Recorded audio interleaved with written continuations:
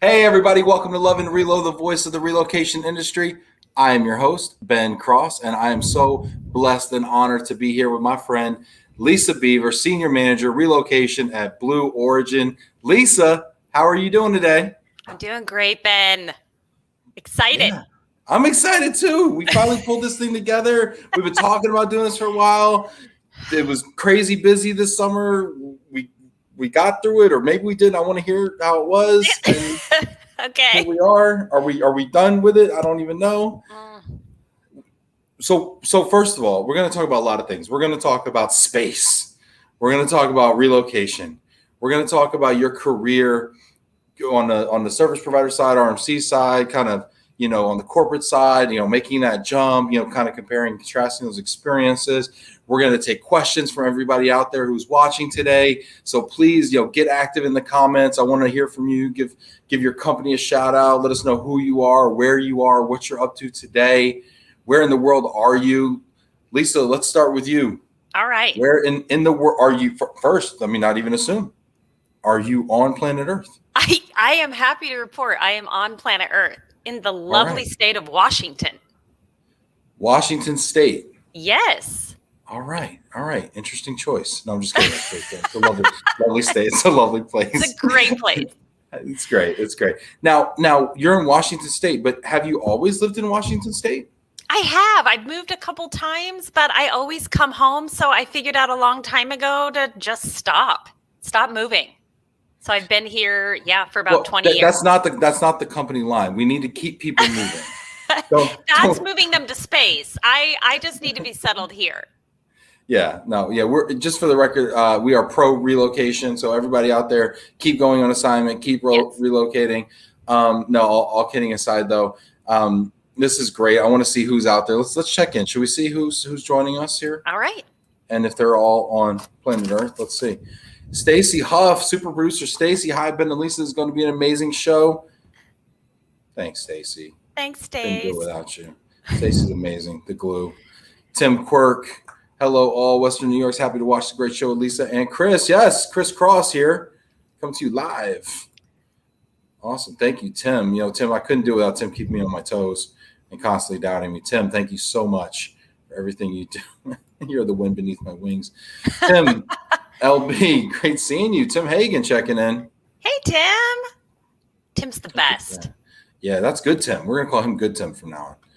Tim Hagen. There we go. Mike Falia checking in from Southern California. Looking forward to the show.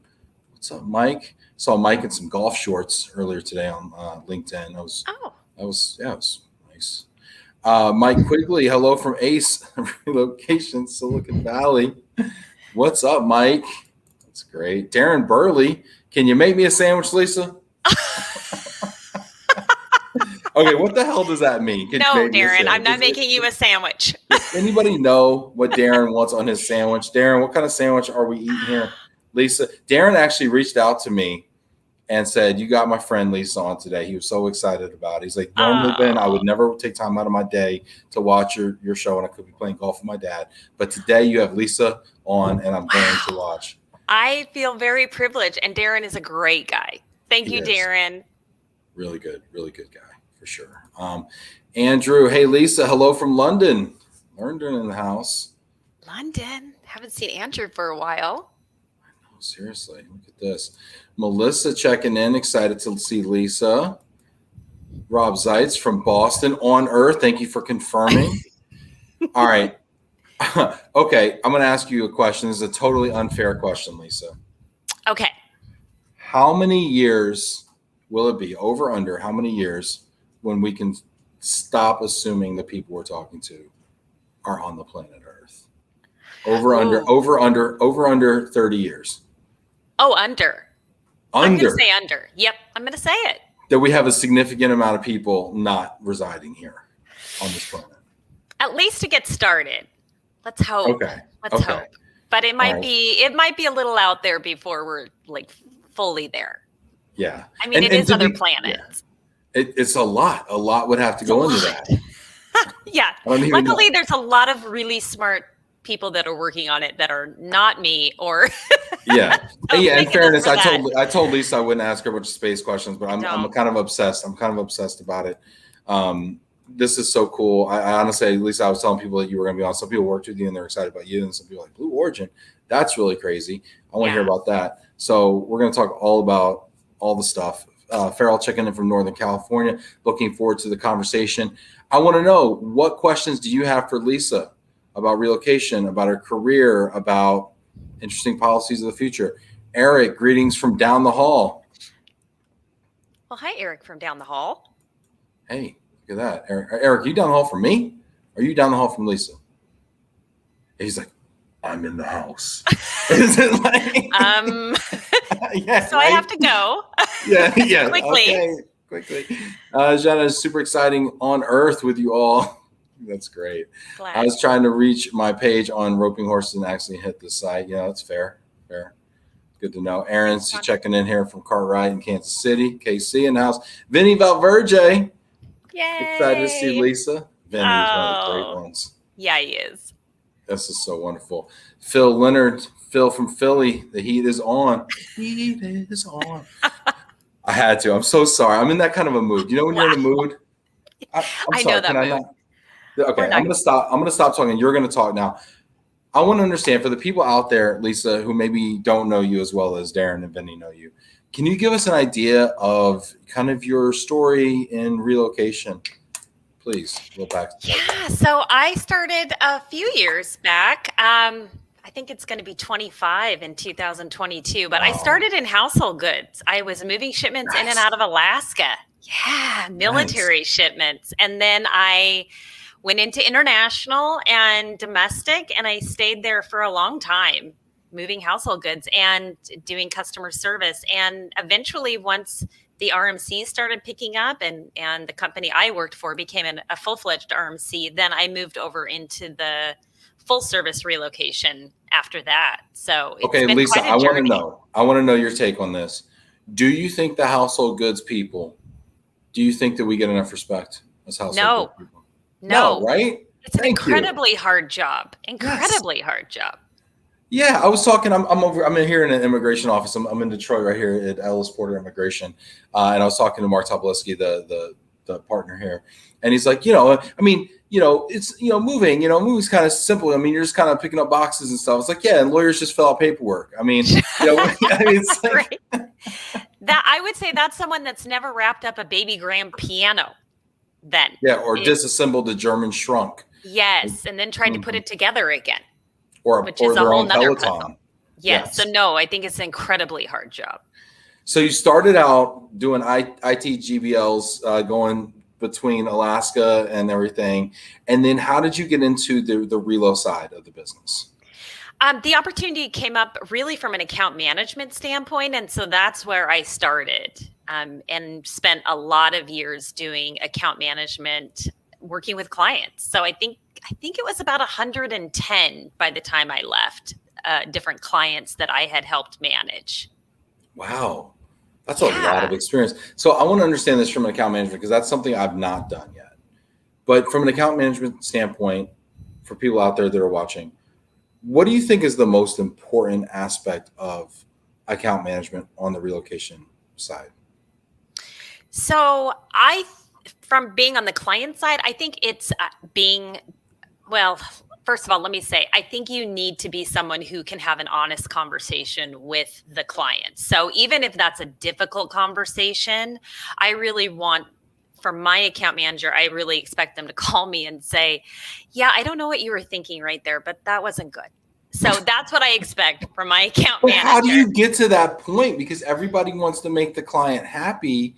Nobody wants to have tough conversations. I feel like as human beings, we're wired to avoid those types of situations. I know, but if you really care about your client, sometimes they have to hear it, because they might be going in a rabbit hole or a direction that's just going to cost them more money, or just logistically doesn't make sense. And so sometimes you have to have them. You just do. And I think as a client, I need it. That's what I expect to hear.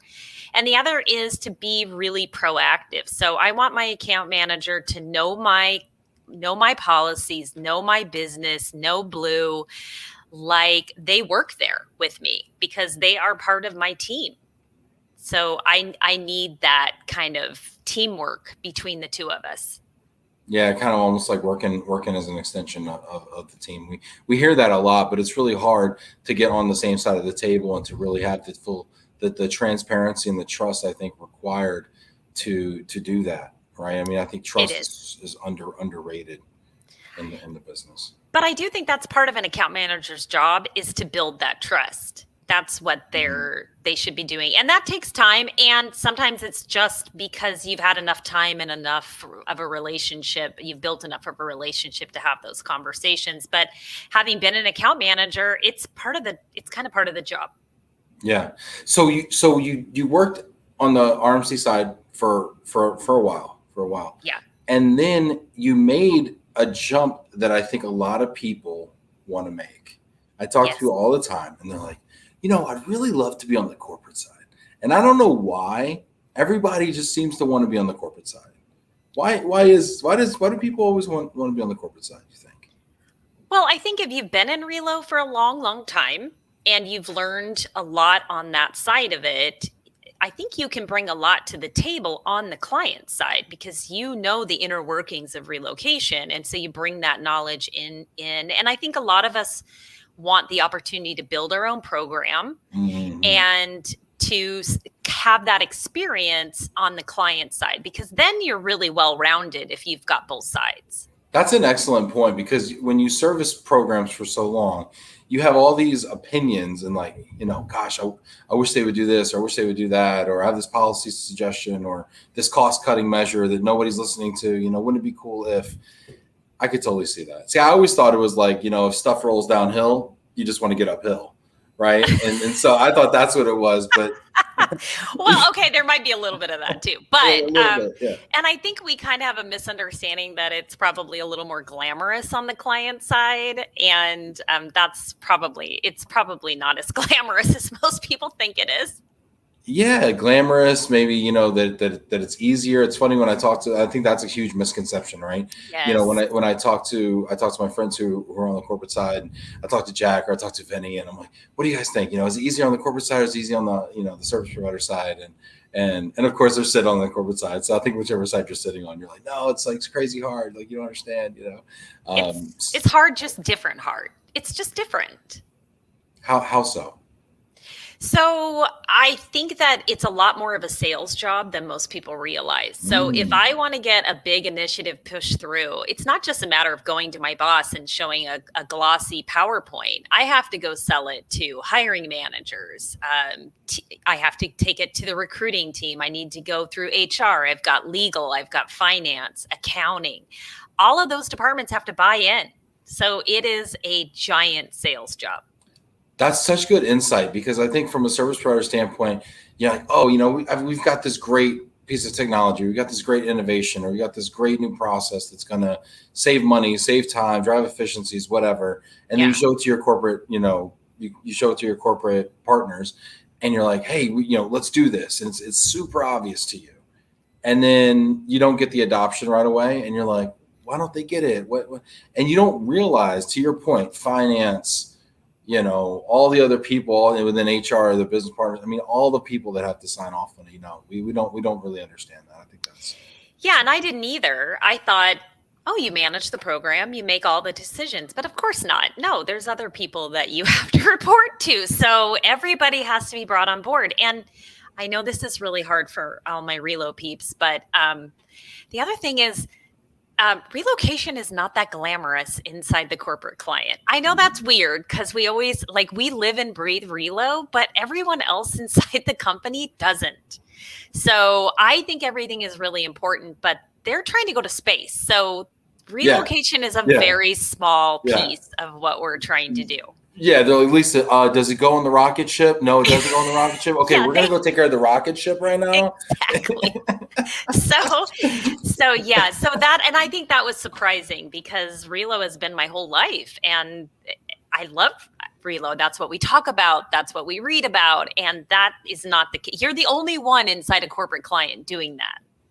Yeah, that's so funny. It must really feel sometimes like you're on an island where nobody speaks your language. Yes, and they don't know what you do. They think maybe you're doing some kind of magic over there. They don't know. They just know people. Yeah. They ask you to move, and then people show up at the office, and they don't really care about what happens in the in between. Or even worse, they think it's easy, right? They're like, oh, you just move a couple Oh boxes. What's yeah, the that's just problem? easy It's just peasy. easy. Yeah, for sure. This is great. I want to hear the questions from the audience, though. Let's see. We got people out there checking in. I want to know your questions for Lisa. Have you ever had any questions for corporate people who have maybe kind of made the transition over the corporate side, or maybe who worked on the RMC side? I'd love to hear your questions in the comments. So if you're watching right now, hit that like button, smash that like button, throw a comment in. I'd love to hear what you're thinking out there. We got Richard from London. Looking forward to tonight's show. This is great. When Richard tunes in, that means he's chosen to forego his dinner and Oh, actually watch. Yes, thank you, it's a, Richard. it's a big commitment. It's also how Richard maintains that amazing figure he's got. Erica Burton, hello, Ben and Lisa, checking in from Ohio. OH, what's up, Erica? Mike Filia, if household goods movers don't get any respect, what does that mean for us car movers? Oh no. Yeah, you guys are screwed, Mike. Sorry, buddy. Sorry, that's funny. Speaking of car movers, Marco's here from Ecology's Auto Logistics out of Chi-Town. What's up, Marco? Hope to see you at the parties in Chicago. Jim Brooks. Hi, Lisa. My question is, where is Blue Origin finding its best new hire talent these days? Great question, Jim. Oh gosh, everywhere. I mean, it can come really from anywhere. Universities, obviously, we have a large recruiting department, so it is an ongoing activity for recruiting at Blue, and we're definitely growing.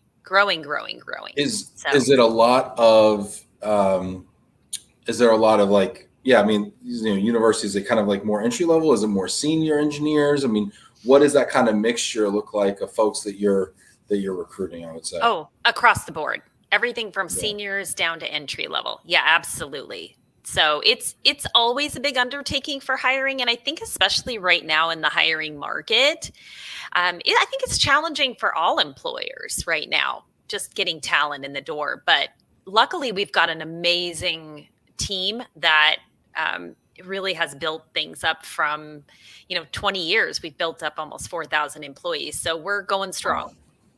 Wow, 20-year company. I did not know that. Yeah, I think a lot of people are really surprised because they don't hear about Blue Origin very often. And so they think, oh, that's a cute startup. No, it's not. It's 20 years, 4,000 employees. We have locations all over the US. I'm shocked by that. I am shocked by that. So 2001, I was going to college, and Jeff Bezos was like, I want to go to space. That is really, really interesting. How many of the talents, I love the Europeans, they call them talents.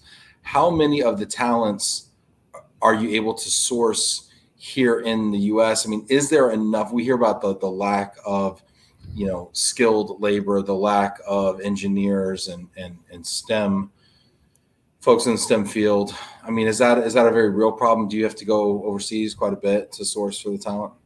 Well, so if we did source overseas, it would have to be a US citizen because we can only have US citizens working at Blue because of our government contracts. Oh. So we do all of our sourcing here within the US for the most part. But again, if we found a US citizen who was overseas and just needed to come back in as a, just return home, then yeah, absolutely. But that's amazing. I did not know that. I would assume you'd have a lot of engineers from foreign nationals. No, all US citizens. That is really, really good. Interesting. Let's see here. So what else? We got a bunch of other questions coming in here. Oh my gosh. I'm going to take them in the order here. Let's see. Aaron, Lisa, would you say that in many companies, the mobility specialists or managers are kind of like redheaded stepchildren? Poor redheads, by the way. Okay. Can we stop framing redheads as second-class citizens? As the eponymous second-class citizen. Shout out to my stepmother who's redhead. And that no one really cares what you do or the importance of it, trying to learn this industry. And curious, does that ring a bell? Or is that I think it could. I think Relo could get swept over to the side. So you do need somebody in there that's an advocate. Part of what my responsibility is to get in front of recruiters and hiring managers and kind of push the Relo agenda so that people know what's going on and how important what we do is. But I think that just takes a continuous education. because it would be really easy for it to just kind of sit over in the corner and quietly do what we do. Yeah, that's interesting. So you talk about presenting to other parts of the business and having to get buy-in, and how it's a lot more of a sales job than people realize, which I think I didn't realize. And when I mean, ever since I came into this industry, the conversations revolved around getting a seat at the table, and really that's a question of influence, I think, and having social capital and power within the organization and prominence. What advice would you give to corporate mobility managers who are seeking to have more influence and get initiatives pushed through and sell those ideas in the organization? Friends. Make some friends. Really? What do you mean? At all levels. Meet the receptionist, the lady that works in accounting, make friends with the finance team. Your best friend lives in legal. I love the people over in the lunchroom. You just need to start getting to know anybody and everybody and really starting to get the message out. And pretty soon it'll start to trickle up. And also your manager makes a huge difference, right? Because if they're not interested, then you're not going to get very far. But luckily and hopefully you have a manager who's engaged, who really sees the value of Relo and will help to push things up the chain for you. Yeah. You make a great point about leadership though, too. I mean, so much, I think that's just a great piece of advice for, I think, anybody is find a good leader to work for. Because if you have a leader who gives you that autonomy and empowers you and puts you in positions to succeed, and you can have a really rich and great career, or the opposite. So great advice. Let's see. Jackie's saying, I disagree. They totally want us to relocate all to space. Jackie. They might. Who knows? Jackie's with Court. Court, how would you furnish space accommodations, Jackie? Yes, I would Jackie. love to know. When we get temp housing in space, what is the furniture going to look like? Feel free to put a link in the comments. I'd love to see it. Roger Wise. Hi, Roger. Look at that. Jamie Massler from Blazing Hot, Mississippi. You think it's hot in Mississippi? Go to Mars, Jamie. Or Phoenix. Basically the same place. Vinny, the biggest learning experience when I moved, see, Vinny's got great experience too. And you worked with Vinny at one point, didn't you? Oh, yeah, we worked together. Yeah, absolutely. At one of the RMCs. What was Vinny really like to work with? Like just between us. He's got a lot of bad jokes and no. Yeah, very inappropriate. Totally inappropriate. He's really moody. No, Vinny's awesome. He would like microwave fish sticks in the break room. Yes, garlic tea in the morning. I mean, he's out of control. Oh, Vinny, we're obviously kidding. We love Vinny. We love you. Vinny says, the biggest learning experience when I moved from the RMC to the corporate, we wear a lot of hats that I did not think I would need. HR BP, HR business partner, finance, payroll, employee relations, benefits, tax, immigration, sales, communication, relo. You made your point, Vinny. Yes, I agree. Did he miss any hats? No. I think that pretty much covers it. Potluck organizer. Yes. Group move, event planner. Yeah. So my hat's off to people that come into this role to run a mobility program that have no background in this at all, because I can imagine that must be so difficult. And it happens a lot. I'm seeing it happen, and it seems like it's happened a lot during COVID. I don't know if people got downsized or whatever, or if companies just, I don't know what happened, but there seems to be a lot of change in global mobility roles, and there are a lot of new faces. And when I look at their backgrounds, they're internal hires from other parts of HR, or they seem kind of junior, to be honest with you. And I wonder how, maybe what advice, besides the networks and everything that you just described, what advice would you give for kind of shortening the learning curve? You've had a pretty robust career with a lot of great experience. How do you shorten that learning curve when somebody says, hey, you want to do mobility? It's really cool. And they're like, okay. And then sucker, here you go. And then they walk away. Yeah. Oh, wow. I think that in that case, you really have to lean on your RMC because their knowledge is really all you're going to need that for everything, for every decision. I think one of the first things I did when I walked into this role was I did a full RFP for an RMC. I can't imagine doing that without any background knowledge. That would have been incredibly difficult. Yeah, really, really is. I can't even. Yeah. Can't even imagine. I mean, just the complexity. When you're talking about tax, you're talking about immigration, you're talking about, and a lot of things that have compliance and legal ramifications. Not, I mean, I want to say not just employee experience. I mean, employee experience is obviously extremely important, but there's legal ramifications to some of this stuff too. Right. Business travel. We handle all the business travel in our Relo department. We do the university teams. We do policy development. That would be very difficult without some kind of background knowledge. If you could point back, if you kind of look back on your career, Lisa, was there like one experience maybe that maybe prepared you most for your current role? I think the one that helps me the most day to day is my household good background. Really, because it's a huge part of my spend. It is. It's a huge part of my spend. So knowing exactly knowing what a shuttle is and a long carry and demurrage and detention and all of those, those little catchphrases that we use in Relo and really understanding the pricing that goes around that is tremendous. And I think if there was any piece to learn right away, it would be really to dig into that household good piece and learn it, really learn it. Now, are you learning it so you can explain it from an experiential standpoint to the transferee, or are you learning it so you can explain it from a cost standpoint to the business? Oh, both. And you really better know your numbers and how that household good move works, because you're going to have to explain that cost to a hiring manager, to a vice president, to a finance person, and probably you're going to have to support your decisions a lot of the time and why those charges are appropriate. And so if you can't do that, you're going to be in trouble. Yeah, well, I mean, let's explore it. Like, so if you're not really solid in those things and you can't do that and you don't inspire confidence when you explain it, I mean, what happens? Yeah, that would be really hard. Yeah. I mean, you could get your budget slashed, your policies could you change. People are like, well, I don't see the value here. And then, well, and also dealing with the RMC, because they'll come to you a lot with exception requests, right, and you really need to understand what it is you're paying for. Yeah. So. And kind of what's legit, right? So for me, of all the things, I think it was household goods that probably was the best thing that I brought to the table for this role. Yeah, that's. Thank you for saying that, because I feel like as household goods folks, we get. Oh, we love the household goods. Yeah. Thank you so much, Lee. Richard's eating leftovers. All right, Richard. Sounds good to know. Good to know. Farrell, being on the corporate side, what are some of your top expectations from your providers? Oh, that's a great question.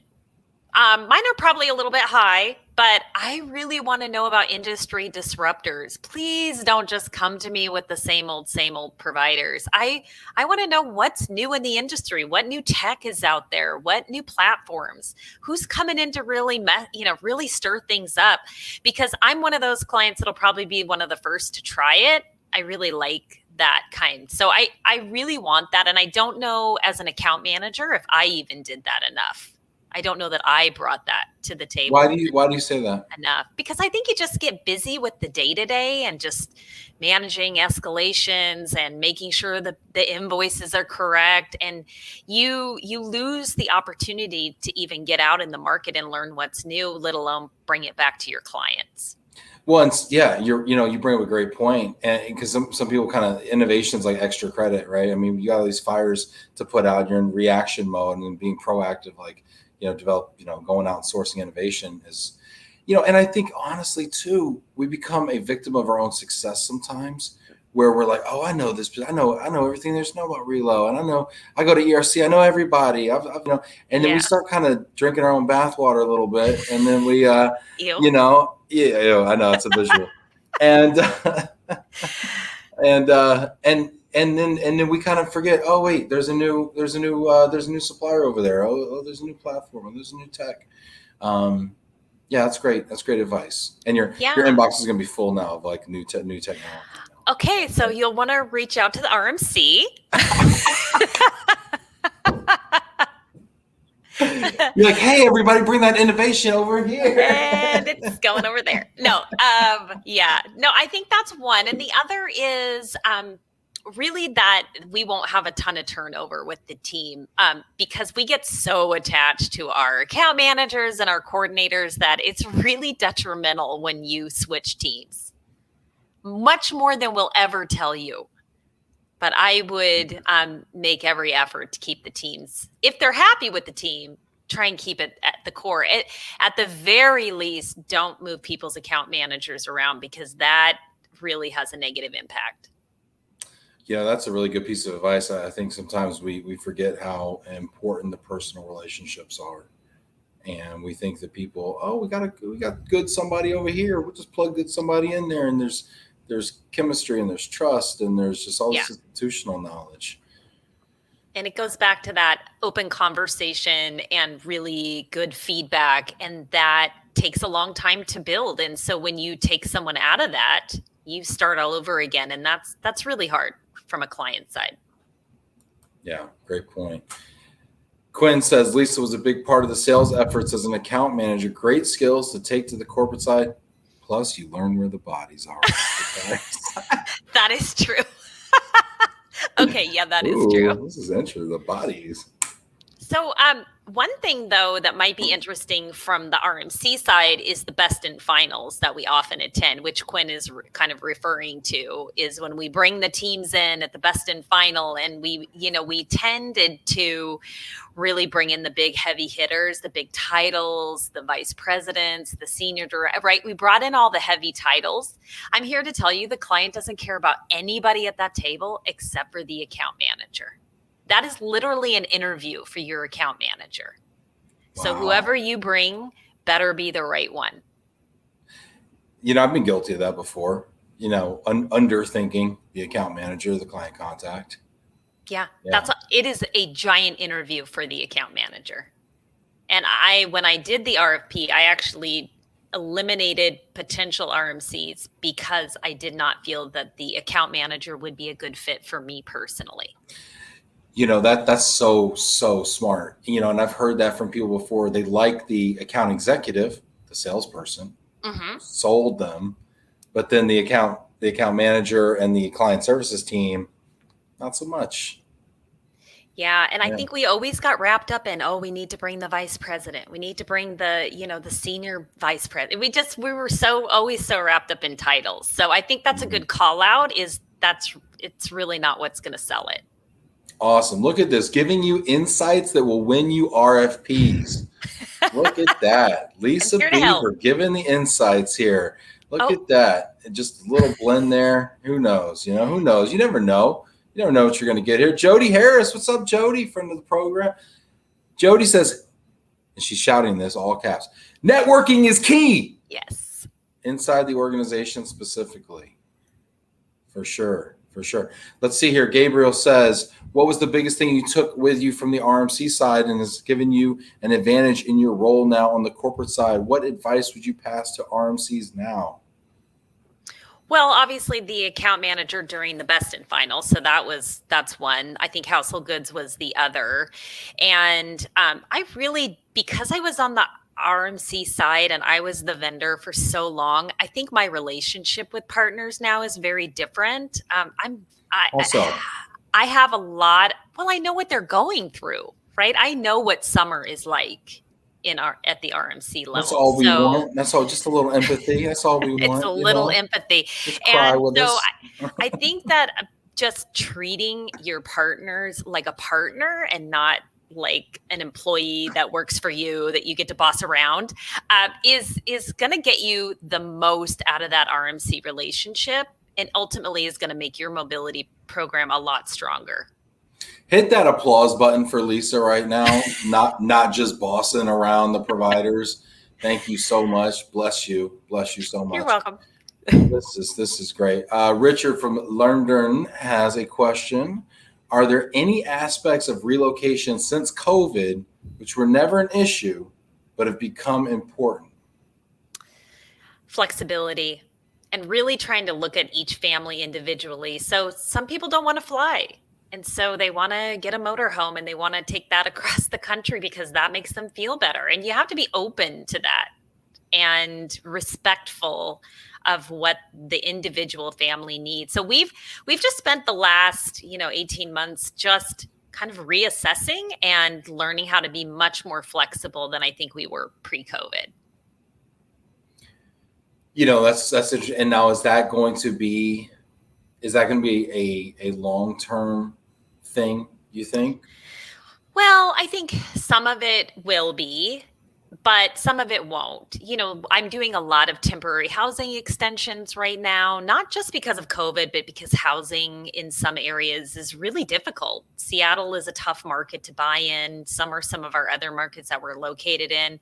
And so we are seeing things like extended temporary housing becoming more of the norm. And so we may need to do some policy adjustments just based on the locations that we're moving and extend it beyond what we've done in the past. So some of it, I think, will live beyond COVID.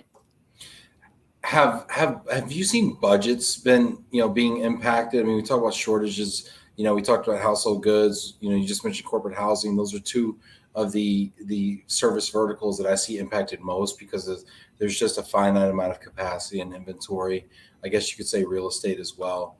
Have you seen, or do you anticipate budgets are going to be adjusted maybe based on these things? Yeah, I think they'll have to at least a little because our overall costs are increasing in areas that we have no control. So trucking costs, the cost of crates, the wood that's behind it, right? So all of those have a downstream effect, and most of that is going to have an impact from a budget perspective. So I think it would be unrealistic to think we're going to go back immediately to the budgets that we had before. We're going to have to plan for more costs.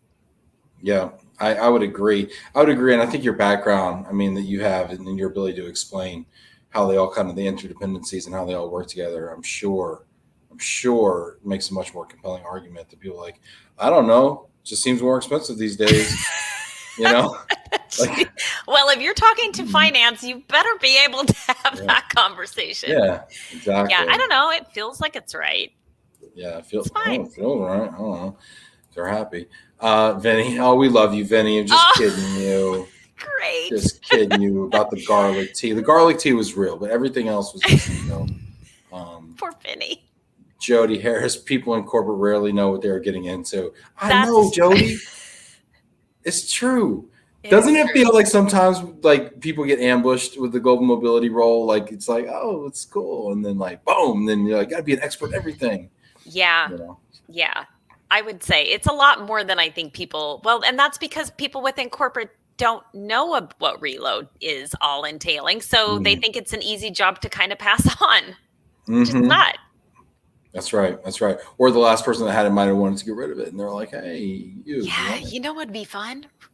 Mobility. It'd be really cool. Global business. Be really neat. A lot of accents. It could be cool. That's right. But I want to get back to it. I want to not say back. I mean, obviously it still exists in a lot of areas, but I just see global mobility, and we talked about this a little bit on the show yesterday. It seems like we're having a moment as an industry. It seems like we're having a moment with COVID and Brexit and travel bans, and all the things are all coalescing right now, and they're all kind of global mobility issues. And I feel like we are front and center and super prepared with a toolkit full of tools to address the challenges that the entire business is facing, right? Because to your point, or you said this kind of earlier, right? Somebody gets relocated and, it lands on our desk and we've sorted out. And that's like 1% of the population of the company. But when you go through global travel bans and all these other aspects and COVID and work and remote work and all these policy things, it affects the entire company. And I just feel like we're having a moment and there's a real opportunity for us. And I guess I would love to see us embrace this. And I'd love to hear your thoughts as a veteran of the business. What are your thoughts on that? Well, and I think it's just we have to be nimble because the plan I had last month is not going to work this month because guess what? Now we have a variant. So now COVID, we were planning to go back in September. Well, now we're not going to go back. So now we're going to Wow. extend it out for even longer. So all of the work we had done to pre-plan obviously now has to be pushed out. And so I think you just cannot get married to one plan. You just have to be nimble. You have to look at each situation as it comes up and then try and deal with it. We're having some issues even getting American citizens into the U.S. right now between what documents are really needed at the airport, and some of them have gotten stuck at the airport, right? And so we have to really think on our feet. But I think it's such a great time for people within the corporate environment where outside of Relo to say, oh, wow, okay, Relo's really got this. They're handling it. They know how to deal with it. And yeah, they're telling us that transit times right now are 6 to 8 weeks, but at least we know that we're in the best hands. So it is a good time to kind of get into the light a little bit in front of other stakeholders. And as we become more strategically important to the organization, to the business, I think that opens up a possibility for more senior level roles. I'd love to see that as well. In terms of having the Relo folks up into those senior level roles. Yeah, where we're really getting strategic, and we're talking about not like how do we do something, but why do we move people, and what is the strategy behind it, and maybe how do we leverage our knowledge of different regions and immigration and tax and things like that to make determinations on where should we be opening up our satellite offices as we have a more dispersed workforce potentially. I mean, I just would love to have those conversations. Well, me too. And I think you have to just keep being that voice that keeps reminding people that, did you think about the relocation? Did you think about how long they can be? You just have to continue to keep pushing relocation kind of at everyone until they go, oh, you know what? We should invite Relo. That would be a good idea. Mm-hmm. Yes. Yeah. So I think those will open up over time. But again, it's really about kind of networking and getting that story up there to where it needs to be. Yeah, for sure. For sure. Felicia, they're shouting you out a little bit. Love to see you on here. Very cool. Lynn says that would be incredibly difficult coming to the industry with no experience. I think this is Jamie Schroeder right here suggesting join as many global mobility networking groups as possible and reach out. You have any favorite, Jody agrees, do you have any favorite networking groups? I like the ones here in the Pacific Northwest. I mean, it's a great group and they meet twice a year, but we get a lot out of it. And I usually will attend one industry symposium a year with other clients. To me, that is a huge resource. Even just to be with other corporate mobility folks, because then I can kind of say, well, what are you doing in your policy? Well, what kind of things are you doing? So those opportunities are fantastic. Get a ton out of those. Okay. Do you think you'll be in Chicago maybe in October? No, I won't be in Chicago in October. I can't make that one. So I'm going to head to Florida and go to the RMCs symposium in September. So nice. Yeah. Well, Florida. Florida's hot. It's hot right now. Florida's hot. It's bad hair. No, it'll be great. It'll be good to get in the sun. I know. Yeah, for sure. Let's see. Lynn, yes, people are loving the acknowledgement of the household goods movers, especially from the corporate side. It's so refreshing. There's so few of you that made it there. You're representing for everybody, Lisa. Thank you. People are just this so is important. Great. So important. Philly Phil has a question. Have you changed your approach or methodology when managing the RFP process due to the current COVID landscape? What's COVID, Phil? Lisa, go ahead. What do you think? No, luckily our RFP was completely finished before COVID. That would have been very difficult because obviously we wouldn't have been able to have people in for best in finals. I can't imagine doing that without that face-to-face interaction. That would have been incredible. Without interviewing your account manager in person. Yeah, without kind of having that one-on-one. Yeah. I need that. So no, unfortunately, I didn't have to manage through that one. Thank goodness. Let's see here. Richard's got a question. You guys are coming up with phenomenal questions. You're making my job so easy today. Lisa, I feel like this is like a vacation. I should have put some PTO in. Stacy, dock me 4 hours PTO. All right. I'm taking a half day today. Richard says, is there an increasing demand for co-living within global mobility? Are individuals and families looking to hit the new location with ready-made social circle? Well, there's like 2 questions there. There's a lot going on there. Can we define co-living? I think he means living co-living. So, okay, so I'm going to go out on a limb here, Richard. I'm just going to totally just whatever. It's going to be what it is. In Europe, I know that people like live together, like especially like young adults out of college. So this is like almost like a dorm situation, Okay. but after college. Almost like how people live, like vacation in hostels, but like they actually live. So like they live in like the same place, but after college. It's common in Europe, I think. Okay, like with a shared space, kitchen area, that kind of thing. Yeah. No, our folks have not asked for that, and I would be surprised if they did here in the U.S. And most of them are wanting to live in specific areas of the city because of that social networking. So a lot of times to that point, they want to be close to coworkers. They want to be able to kind of have that social circle already starting even while they're relocating, which I think is great. It helps them get settled in much faster. It is great. And there's so many more tools available now for the social circle. So I've relocated many times with my wife and now kids, and she has gotten really good. And I've always been kind of busy with business, and I have a built-in social circle because of my job, and I have coworkers and things like that. But she's gotten amazing at leveraging Meetup or LinkedIn. Now there's an app called Peanut Butter and Jelly where moms can like swipe left, swipe right on other moms, and like with the same kids, like in the same age and the same interest, and like down to like, interests in politics and everything, right? It's really crazy. Peanut Butter and Jelly app. Shout out to Peanut Butter and Jelly app. At first I was like, what kind of app are you on swiping over here? I was getting real defensive. I'm writing that down because I had not heard of Peanut Butter and Jelly. I'm taking that with me. Peanut butter jelly time. Peanut butter jelly time. Yeah. So anyway, peanut butter and jelly. So there's all sorts of things, but there's also stuff coming into Relo right now too, to inform people on where to live and how to make things. I mean, shout out to Lynn Greenberg over at Pivot, who's trying to do something very similar.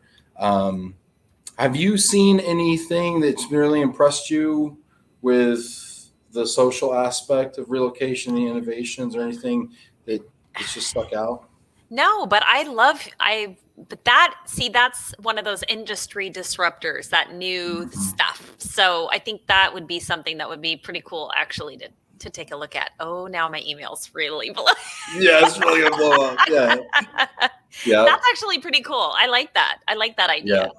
I'm gonna be manning the peanut butter and jelly booth at ERC. Yeah. We're giving out sandwiches. Are you gonna get a free peanut butter and jelly sweatshirt for? I'll be wearing a sandwich. Putting a shout out. Yeah, seriously, imagine I was like in a big foam peanut butter and jelly sandwich. I would pay for a picture of that. Thanks. Well, depending on how much you pay, it depends on how likely I am to appear in that. Let's see. Here's Jody. This is going off the rails. Somebody ask a good question here, please. Yes, Jody says. Don't worry, Mike. Quickly, we're going to be wearing peanut butter and jelly costumes, not suits anymore, on our Weston finals. Yes, too many suits. Stop the suits. Too many suits. Gee whiz. All right. This is great. Janet Turner, thanks. Getting us back on track here. Janet says, does Lisa work with both major van lines and independent van lines? Is there a difference or preference? Yeah, you're a household goods aficionado. What are your thoughts on van lines versus independents, service providers in general in the moving space? How do you source that? What do you like? Thoughts? So I actually really like independents, especially for area specific, because I think they have their service tends to be really extraordinary. So I like to kind of have a combination of both. I think you need to have the major van lines, right? Like you need the United and the Mayflowers. You need those guys, the Unigroup system in your program. But I also like to sprinkle it with some United or some smaller kind of local folks who really outperform quite a bit of the time from a customer service perspective. And they tend to keep their contractors and staff a little bit longer. So that's nice too. Independents are more likely, I believe, I'm going to make a broad generalization here. My inbox is going to start filling up. Independents are more likely to run an employee model, and employees tend to, I think, have better retention. Just an observation. So I hear what you're saying. I like a little bit of both, but I think sometimes you have to have the major van lines only from a capacity standpoint. Yeah. Heavy volume. Yeah. Good question, Janet. Jamie Masso, you're right, Ben. I like that. We can just stop there. That's cool. Co-living is shared kitchen and communal area. Great bonding experience for same company groups. Can you imagine? You do have like now this is really common with like interns. Yeah. Right. Interns do this kind of stuff. I mean, yeah. And Philip's saying that there's many co-living brands out there that now offer this service. Yeah, I think that one might be an intern kind of program, like you said, but a lot of our engineers and things like that with families, a lot of them are coming with families. So that might be a little harder with family. I could see it being a good time. I'm kind of like a person that's a little extra. Like Stacy's laughing at me backstage. I'm kind of a person that's a little extra. I'm like, yeah, let's just go get a big 3-bedroom apartment and we'll just all figure it out. It'll be awesome. We'll cook for people. It'll be cool. But then like after like day 3, yeah, like, all right. Like, why are you in the hallway again? Stop it. Can you please? Yeah. Exactly. Stop. Yeah. Oh my gosh. Amanda, and communicating the corporate plans and changes is key for provider planning. Yeah. Let's see here. Richard has a question about drivers. People love the household goods expertise. Richard's saying, is there a shortage of drivers for the trucks to move the households in the U.S.? You mentioned Brexit. Now there's a shortage of truck drivers, and he's over in the U.K. Now there's a shortage of truck drivers, and we can expect food shortages by Christmas. McDonald's is already out of milkshakes. What? True story. Yeah. I don't know that we've gotten to that level yet, but I mean, we know that we are having problems getting steamship lines into the ports right now to get those containers offloaded. And that's just freight sitting out there. And of course, the steamship lines are charging all kinds of charges while they sit out on the water. So are you guys having problems with that though? Like, let's talk about, and I'm sure this impacts a ton of parts of your business as well, but let's just talk from an employee relocation side. When you're getting a bid for, and I mean, this really applies to international shipping. When you're getting a bid for an international move, and let's just throw a number out like $20,000, and then they come back and they're like, yeah, the steamship line just tacked on another $4,000 because it has to go like over here and then come back around. I mean, how do you handle that? Well, hopefully you've gotten a heads up before the relo happens, but it's all about educating. And for my job inside the corporate client, I've got to educate up because those bills are going to start coming in. But that's not something I feel like we have any control over, not from an RMC side, not from the household good mover side. It's not that someone made a mistake. It's that we have a critical shortage of drivers, and this is an impact of that. So usually, at least from a Blues perspective, as long as it's something that is of no control of anyone's, then we're usually fine with it. But the family suffers because that is weeks and weeks and weeks without their household goods. And that's really the one who takes the biggest hit. And it's frustrating because when you look at Hapag-Lloyd and Zim and these large container ship companies out there, they're posting record profits right now while prices are going up like crazy and service is going down. And you're like, what am I getting? Well, and they own it. So they can charge what they want, and and that is a shame because to pay storage costs while the container sits out on a steamship line, to me is it's just unnecessary. It's just bad. It's bad. Egregious. It's greed. Oh my goodness. All right. Anyway, moving on. Let's see. We got a lot of questions. I want to get to all these questions here. Phil, how are you handling the workforce strategy on new hires and relocations, i.e. remote positions versus corporate based? Yeah, we're temporary remote. We're not doing full remote at Blue. We will all eventually come back to our office locations, but we have been really looking at, obviously, if we can't come back to the office, then people have to work remotely. So we are extending that out and supporting folks while they're remote. And then once we kind of get that time frame of it's time to get back to the office, then we're really adding some additional support to get everybody up and moving in the right direction. So we track it every week, who's where, what their plans are. It's quite a project, and it's a lot of manual work. Yeah. There's something that could use some automation. Yeah. Well, hopefully we'll never do this again, please. So it's or a one-time or shot. It never goes away, and we just don't deal say with that. it. No. Knock on wood here. Yeah. Let's see here. Jody's saying you could join some great mobility groups and ask questions. Some people are completing RFPs, and it's that would be tough. Aaron has the question here. Great question. Which side? Okay, putting you on the spot. You're on the hot seat here, Lisa. Which side, supplier versus corporate, do you find more stressful? Supplier. Why? Well, because different clients have different personalities, and some of them are not great partners. And so you can get beat up pretty much a lot of the time, and that is very stressful. And a lot of times as an account manager, at least, I was apologizing for things that I had no control over. So I feel like at least on the corporate side, I have the relationships that I chose. And so at least I have a little bit of skin in that game. So I feel like on the supplier side, a lot of times you just take the hit for things that you just for not anything that you had anything to do with. Yes, like steamship lines being out in the middle of the port, not being able to come in. That has nothing to do with anyone on the RMC, the household goods. Again, not anyone's fault. I'm hitting the applause button right now. Hit that applause button for Lisa, showing a little empathy. I appreciate you so much for saying that. All right, let's see. We got a couple more questions here. Amanda, how much does diversity play into provider selection and green initiatives? Are these things that are kind of on the radar? Yeah, I think that it was, as a matter of fact, that's one of our big procurement.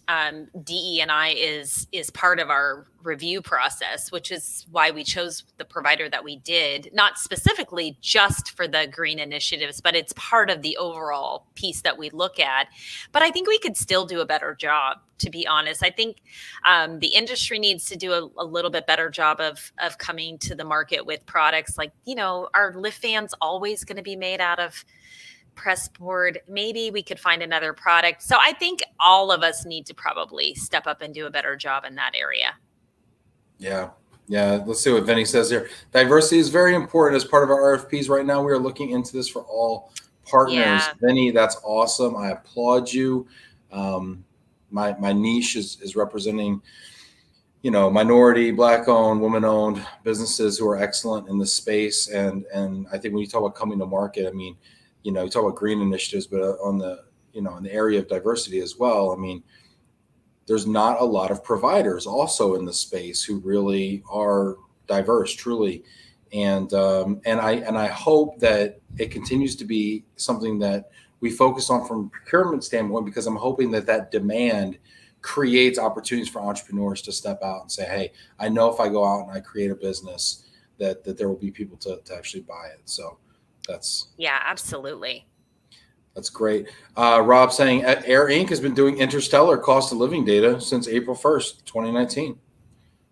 April Fool's joke, apparently. That's a retroactive April Fool's joke from Rob. It's very complex humor on Love and Relo. You have to pay attention. You cannot work while you're listening to the show, or you will miss it. All right? You will miss it. But you know what? We're not going to miss. We're going to make time for it, Lisa. What? Top 5. Oh, okay. I'm ready. You ready? All right. What's the top 5 today, Lisa? What's the category? Top 5 movies. Top 5 movies. Now, these are all movies across all genres. This isn't top 5 Kevin Costner. This isn't top 5 Tom Hanks. This is top 5 movies. Ever. Yes. Number 5. Yes. American Pie. Where's the journalistic integrity? There it goes, right out the window. It makes me American laugh Pie. every time I watch it. Oh There's my something gosh. so wrong with me. It's so good. It's so good. Bandcamp. I mean, it is so And it's epic. the first one, not the other ones after, but it's the first it gets one. Real. Oh, it gets my ugly. gosh. Yeah. Yeah, it gets real bad. But Eugene Levy, an American treasure, okay? At first time I was ever exposed to Eugene Levy was American Pie as the dad. Yes. And he's been everywhere forever after that. The timeless, ageless classic Eugene Levy. And now his son, who is also amazing. Anyway, we could go on. But It's American Pie. It's a classic. Yeah, this is great. This is great. Vinny's saying, haha, my wife and I just watched all of them. Oh my gosh. Hey, I hope the tequila was flowing. Oh, so funny. So funny. All right, this is great. Number 4. Titanic. That's just 180. Complete 180. Love it. It's my girly cry movie. Yeah. Yeah. Okay. I mean, I will say this about Titanic. No one can ever stand on the bow of a ship and not just kind of do this anymore, right? Nobody can ever do that. You're right. You're right. You know you do it. Jackie saying, you're right. You know what, Eugene Levy? It's Canadian treasure. Jackie, I'm so sorry. I need my global mobility card revoked. I can't help my American biases. Jenna's laughing. Yeah, I don't know. Anyway, Titanic. Okay. All right. Near, far, wherever you are. All right, number 3. Yes. All Harry Potter movies. Wow. That's a loophole. That's right. I'm a kid at heart. And they're beautiful. They're beautifully made movies with great storylines. They are tremendous. They are tremendous. Number 2. Happy Gilmore. Am I aging myself? I feel like all of these movies are from like the 80s right now. They're all from the 90s. They're all from the 90s. 80s, 90s. Happy Gilmore. Okay. Yes. All right. Shooter McGavin. Okay. There's a part where Bob Barker like takes and then he beats he's like boxing him. He's like, the price is wrong, Bob. Yeah, that one. Yeah, that's great. That is great. I have a simple sense of humor. Oh, that is so wonderful. Oh my gosh. And then Jamie says, oh, that top 5 ship just sank. Yeah. Vinny, we were so aligned, Lisa. We started watching the entire series of Harry Potter. See, Jamie, I'm not the only happy one. Rules. Happy there you rules. Go. Happy rules. All right. Number 1. Raiders of the Lost Ark. My absolute favorite movie of all time. Wow. Okay. I think nice. deep down I wanted to be an archaeologist and go find gold somewhere. I mean, who doesn't want that? Yeah, no, my wife my wife also wants to be like an archaeologist, paleontologist because of Harrison Ford in Indiana Jones. Yeah. Yes. I know what you mean. So there you go. You know, honestly, the Indiana Jones movies were awesome, but my favorite one was the one with Sean Connery as his dad. I just love that. Yeah. Well, he's awesome. That's why. Come on. Yeah. Anything with Sean Connery is good. Indeed. Wow. Yeah. Yeah. Mike Foley, gotta love the Bob Barker scene. 100%. Fantastic. This is great. This is wonderful. Lisa, we've gotten smarter. We've laughed. This has been fantastic. I really appreciate you coming on. This has been wonderful. Thank you so much. I want to give you the opportunity to leave people with a final thought. Anything we should be thinking about, Lisa? I just think that relocation is going to continue to be pushed, and I think we're going to continue to keep changing. And so we'll all just need to kind of keep together, and we'll get through all of it. Keep it together, people. Keep it together. Keep it together. Lisa, this is great. Thank you so much again for being here. Thank you. Appreciate you. And everybody who got active in the comments, thank you so much. The show is way better when you're active in the comments. So thank you all for leaving your questions, your comments, your jokes. We laughed. It was amazing. Hit that like button. Please send Lisa out with a little love out to Seattle. And we will see you tomorrow for the last of Sandy McKinney's mentorship series. It's going to be fantastic. So we will see you tomorrow, same time. Thanks, everybody. Take care. And